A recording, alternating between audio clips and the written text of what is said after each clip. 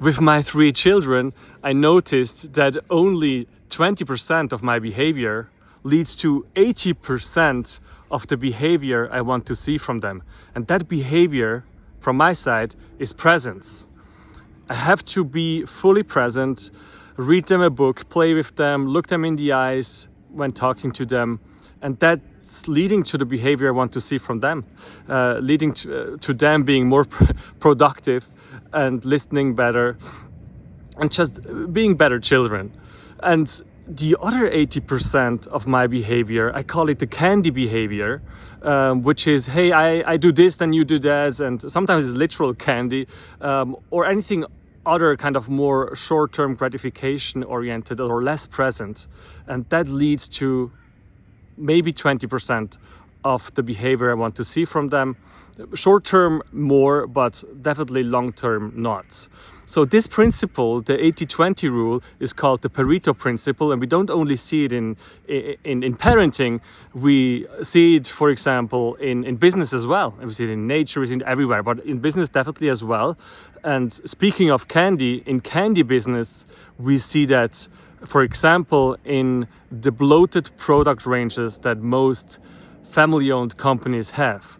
There are 1,400 candy companies, candy manufacturing companies in the US, and most of them are family-owned. And if you own a business over decades, then you tend to add more and more and more, and it's psychologically difficult to remove.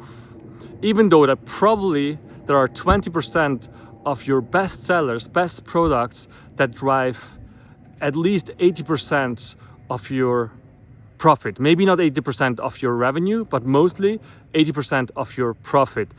It's hard to change that, especially being in the company. And sometimes these products are great, you love them, they feel like children. And then there are things like utilization of machinery and maybe other internal political reasons why it's hard to cut.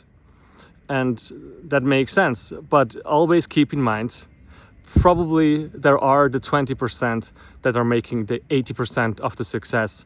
And there are hidden costs as well, because the 20% that would need more of our presence, here it is again, the word, to make them even more successful, maybe grow them exponentially. And yes, we are probably using too much time to kind of fix the other products or maintaining the other products. Anyway, at the Sprezzatura company, and that's what we want to do when we acquire our first company, that's definitely one of the main levers we're going to pull. That's one of the main focus areas, because we have seen that in most companies that we have already analyzed. So I hope you like that take on the parallels of parenting and the candy business. And yeah, I keep you posted on my search for this first company.